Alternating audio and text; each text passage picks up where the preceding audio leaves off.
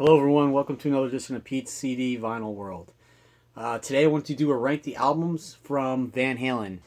Van Halen's probably one of my top 2 or 3 favorite bands of all time. First discovered them back in 1981 on MTV. They had the video for Unchained, and I was hooked since then. And I know a lot of people are going to say, "Wow, the first 6 albums with David Lee Roth are the top 6," and most people either prefer David Lee Roth or Sammy Hagar, or neither. So, anyway, here's my rankings of their albums. Some of them I have on CD, some on LP. But another thing, I was just watching a video yesterday, and the guy was like, "Well, I don't like when people are showing CDs in these vinyl videos." And all I got to say is, I think most vinyl collectors probably do have some CDs. And, my videos more are general music topics as opposed to just vinyl. I show a lot of vinyl, but I also have a lot of stuff on CD too. So, anyway, I'd rather see CDs than, your Barry Manilow albums on vinyl. I don't care if you have them on vinyl. Barry Manilow still sucks. So, anyway. Also, if you like these videos, please subscribe. And also wanted to mention, too, you know what? I forgot. I'll tell you at the end. Anyway, rounding out the bottom is obviously Van Halen 3. This was the lone album with Gary Cherone on vocals. It was put out in 1998. And this album was really disappointing in more ways than one. Number one, when you have a new vocalist, you shouldn't do something experimental or out of your norm. And this album, as I look at it, it's probably half the songs are pretty good. I remember when they were teasing this album on radio stations, they would play the intro to "Without You," that drum beat, and you were like, "Oh man, that's Alex Van Halen right there. It sounds pretty to be good." Even when "Without You" came out, I think before a week or two before the album, fans were still pretty happy. But then when the album came out, it was kind of like, There's a lot of slow, lengthy songs. I don't want to say experimental, but for Van Halen terms, it's some experimental stuff on here. That being said, there is a lot of good songs on here as well. "Without You," "One I Want," "Dirty Water Dog," "Fire in the Hole," and "Ballot or the Bullet" are pretty good songs. But then on the other side, "From Afar," "Once," "Josephina," "Year to the Day," and "How Many Say I," which Eddie sings, are just kind of like, just don't grab you in the way Van Halen usually does with any kind of chorus or, That being said, the guitar work on here is excellent. The production's a little flat. This was sort of like that era of, hey, listen to me play my toy drum kit, and it just doesn't have the bombastic sound of other Van Halen albums. But, I'm not sure what they were thinking when they put this out. I just read an interview with Gary Cherone saying that they had started working on a follow-up to this, and the songs were more traditional Van Halen sounding. But anyway, moving on. Have to go with "Diver Down." And then from here up, I have to say every one of their albums is actually pretty good. So it's definitely difficult for me to rank them, being such an Eddie Van Halen fan. I love both Sammy and the Dave era. This album I'm ranking low because same reason most people do, is a lot of covers on here. "Where Have All the Good Times Gone," "Pretty Woman," "Dancing in the Street," "Happy Trails." But there's also some really cool original songs on here. "Hang 'Em High," "Secrets" is a really great song. Should have been a hit. Not sure why it wasn't released as a single. "Little Guitars" and "The Full Bug," all rockers there. And this also has really great sound too. Alex's drums sound great on here. Eddie's guitar sound is also great. it's kind of odd to me how I believe the first 4 or 5 albums were recorded at Sunset Sound, but they all sound slightly different. But this one definitely sounds great. Next one, I'm going to go with their last studio album, Different Kind of Truth. This has David Lee Roth back on vocals. The thing about this album is a lot of these songs musically date back to pre-Van Halen 1. And I think a lot of lyrics were rewritten, maybe some of the musical parts as well. There was some new songs on here as well, Tattoo and Chinatown and maybe Stay Frosty were all written completely for this album. If you're a big Van Halen fan and you're familiar with their early demos, you'll recognize She's the Woman. That's pretty much the way it was back in the day. Blood and Fire was a song written for 1984 and demoed. I believe the instrumental parts of that song were on the soundtrack to, I believe, Wildlife, that Eddie Van Halen did some of the work on. And Bullet Head, that dates back to pre-Van Halen 1 as well. Same with Big River and Beats Workin', but those were reworked lyrically and musically. Overall, it's a pretty good album, considering, they had... It's been about 15 years since Van Halen 3 when they released this. Guitar sound is okay. It's a little buzzsaw-ish for Van Halen. I remember seeing them live with David Lee Roth around 2007 or so, and his tone was very similar to that. But this also has Wolfgang on bass too. Wolfgang Van Halen. First album. This is the first album without Michael Anthony, actually. And yeah, it's a pretty good album. Next up,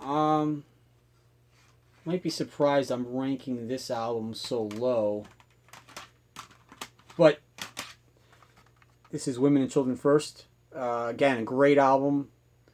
The reason I'm ranking it so low is back in the 80s, this was the last Van Halen album I had picked up. Probably had picked this up even maybe after 0812. And there's a lot of great songs on here. Romeo Delight, Everybody Wants Some, Take Your Whiskey Home, In a Simple Rhyme. Nowadays, I never really thought much of And the Cradle Will Rock. When I hear it now, I love it. I think it's awesome. Should have been a bigger song, I think. Maybe this album didn't resonate with me a lot either, is because I think by the time they got to 1984, they weren't really playing a lot of songs from this live. Maybe Everybody Wants Some. And even on the radio, they pretty much play Everybody Wants Some. Once in a while, And the Cradle Will Rock. But Romeo Delight is a great song. They even played that live with Gary Sharon when they toured for Van Halen 3. And again, production-wise, this is very similar to Van Halen 2. Just doesn't have the sizzle of the first album. But this is another one, like Van Halen 2, where a lot of these songs predate the band. I have tapes of them at clubs when they're playing In a Simple Rhyme, and some of the others. Fools, Loss of Control. So, next up is For Unlawful Cardinal Knowledge. This one came out in 92. So this was sort of the return of the bass. They had recorded OU812 without much bass, and it was a very flat sounding album. They brought Ted Templeman back to finish up this album. It was produced by Andy Johns. So this to me, this album is probably like their most produced, meaning there's several guitar tracks on each song, big booming bass, big drums. So this is like their, I guess, attempt to sound Zeppelin-esque in their drums.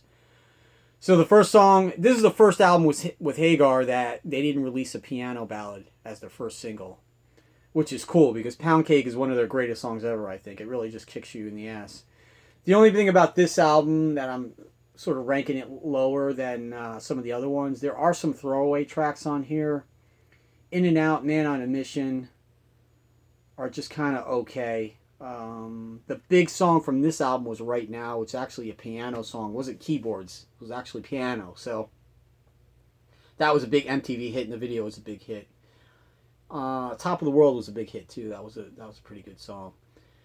And also has an instrumental on here, 316, which is that sort of, on here it's acoustic, but it was like that very clean sounding guitar intro Eddie was playing live in his solo for several years. So, moving on, I'm going to pick Van Halen 2. Again, I might be surprised I'm ranking it so low. It's just that some of the others hit home for me. So this album was recorded pretty much at the same, right after Van Halen 1. Same studio, same equipment. But production-wise, you know, the first 6 were recorded by Ted Templeman, but this doesn't have the sizzle as the first album.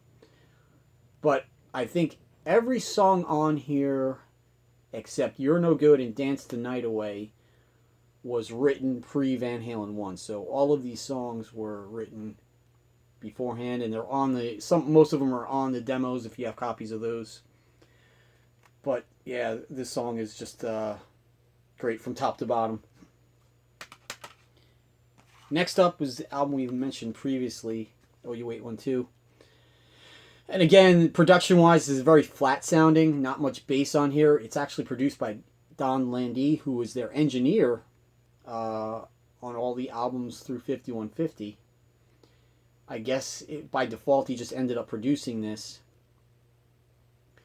This album I like a lot because it's a very diverse album.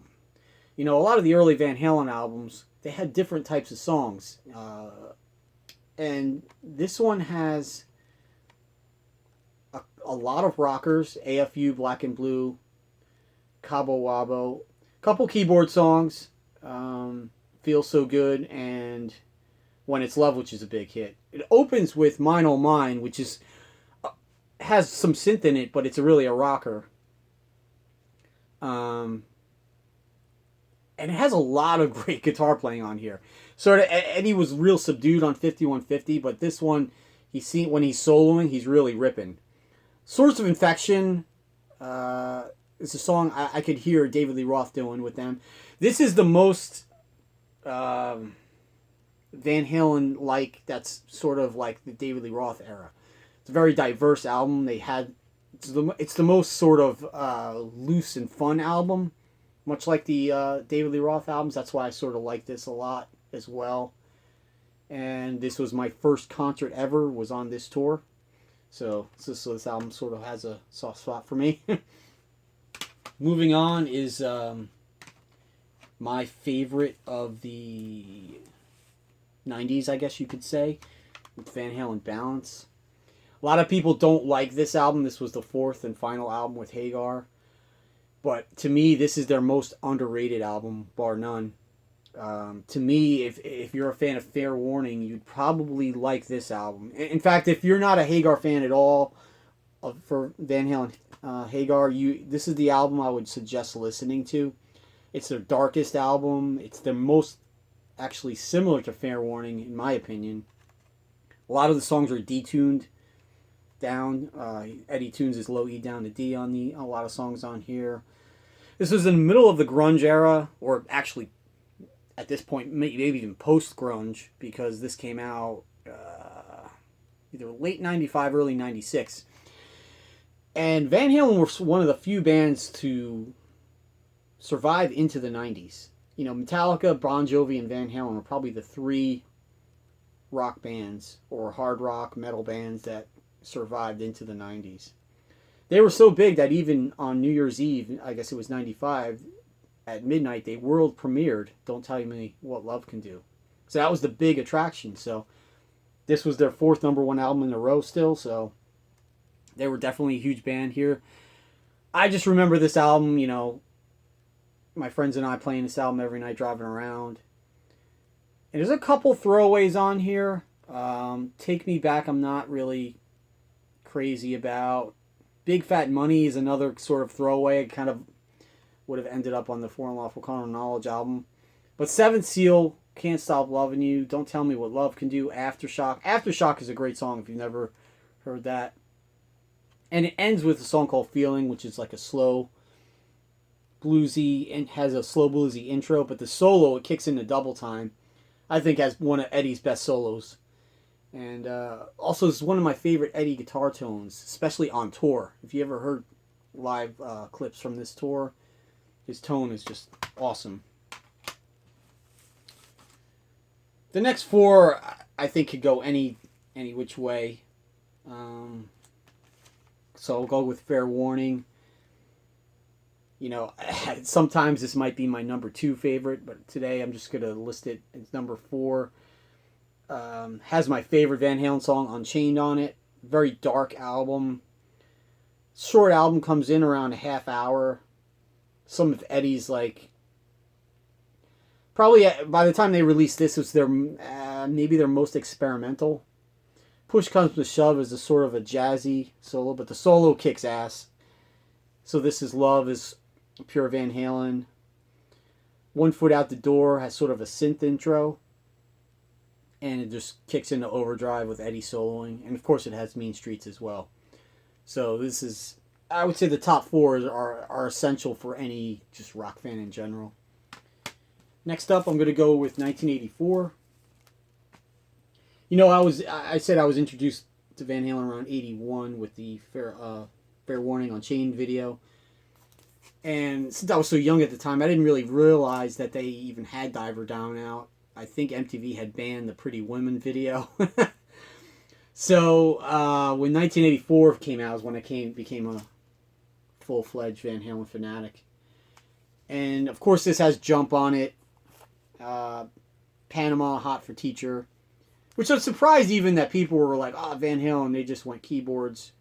When Panama and Hot for Teacher were such big hits as well, and they were all guitar. But the rest of the songs on this album kick ass.